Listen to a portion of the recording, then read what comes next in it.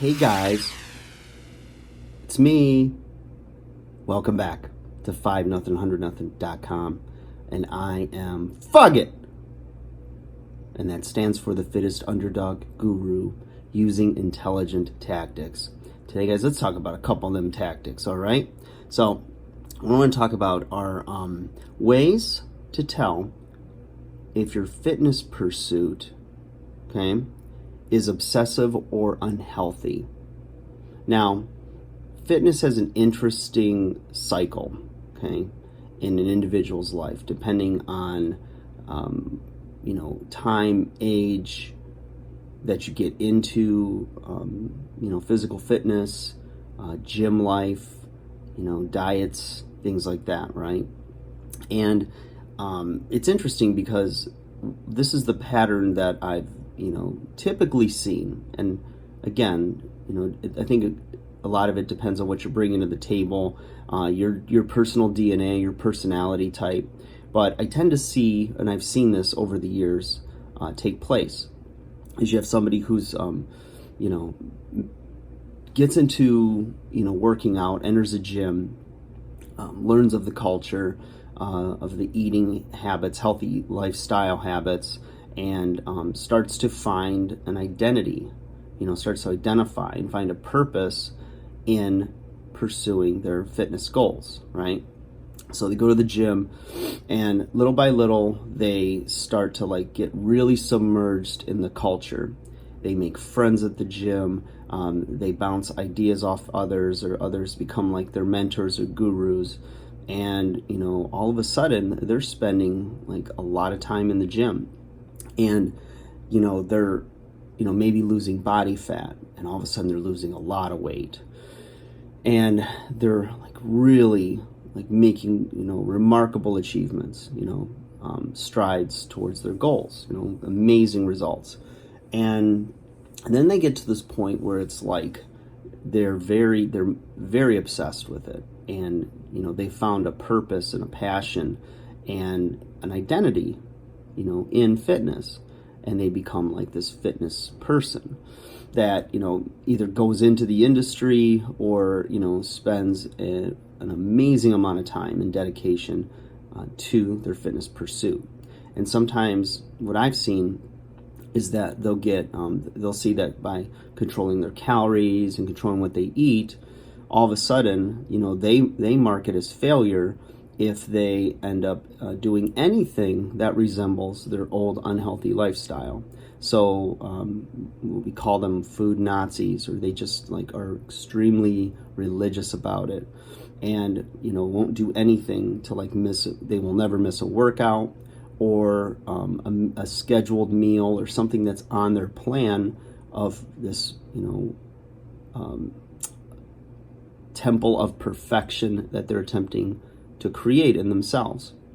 And what tends to happen is, if they're not, reaching the mark of eating unbelievably clean, 24/7, 100% of the time, and if they miss a workout, all of a sudden they're completely they feel guilty, they feel destroyed, they feel defeated by that, and it really takes a hit. Their self-esteem takes a hit from it. Excuse me. And they feel less than, and like a failure. And so what happens is sometimes people will take it too far, their fitness pursuits and their goals, before they rein it back in and try to find a healthy balance. And it's kind of I never get super concerned. I mean, there have been situations where they definitely need some intervention and being talked off the ledge, so to speak, when it comes to that. Or somebody who joins a gym and then follows a diet plan to reach a goal, say to look great for a wedding, or to run a marathon, or to compete in a bodybuilding show, something like that. And then they have what I call post-goal depression, meaning they've achieved now the thing that they've set out to do, and they've gotten the photos, or they had the great experience or whatnot, and now they're left going, okay, now what? What do I do now? I achieved it, and they get a little bit depressed about it, because it wasn't necessarily about the achievement of the goal, that was so amazing. Although it was amazing, it's now that they're starting to have a revelation that it was the journey to get there that was like intoxicating. It was amazing, right?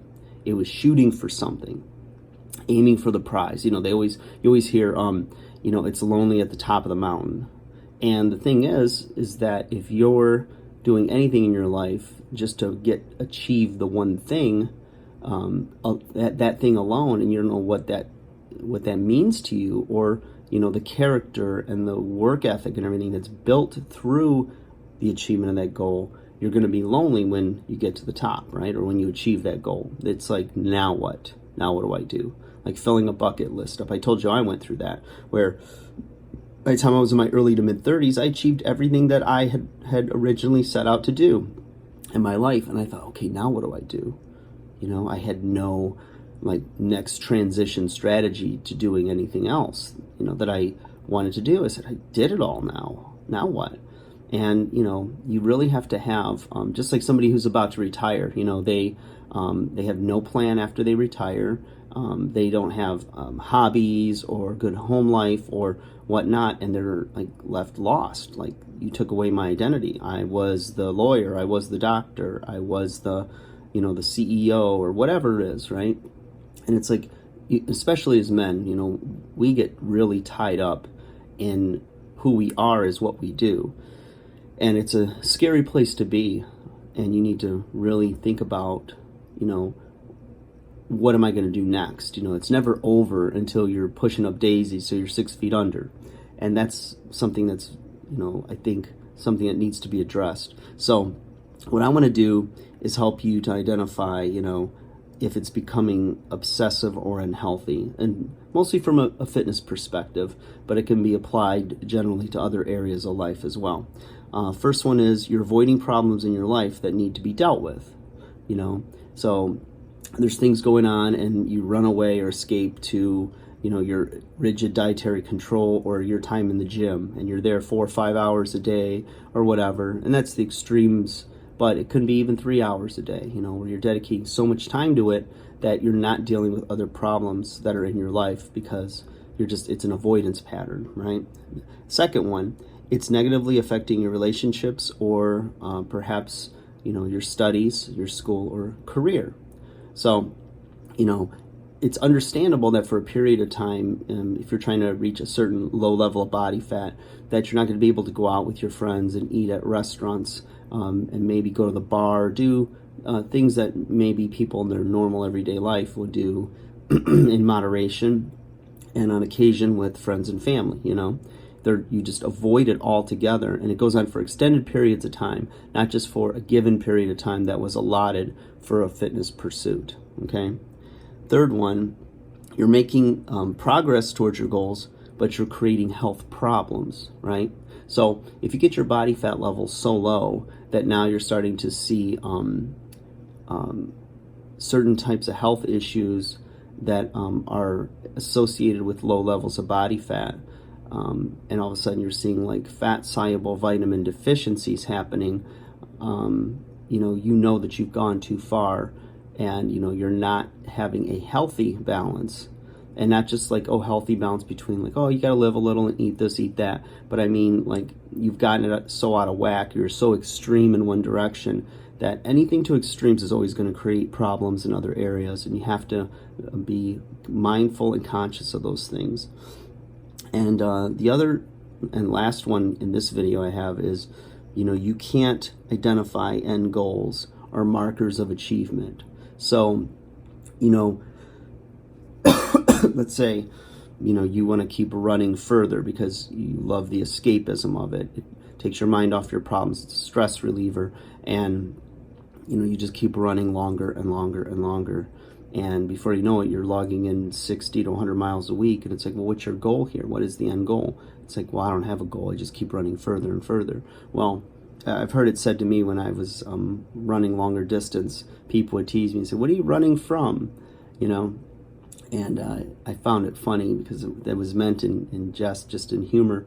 But, if you find yourself not having an end goal, but you just continue to strive in this one direction and you've become obsessed with it, it's really not any different than any other addiction in your life.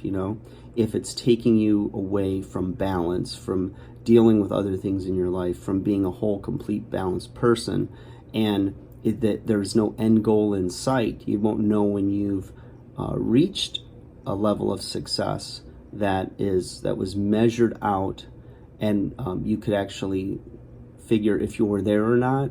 Then perhaps you're using whatever fitness pursuit it is as escapism, and not necessarily as something to enhance the rest of your life, but it becomes your life.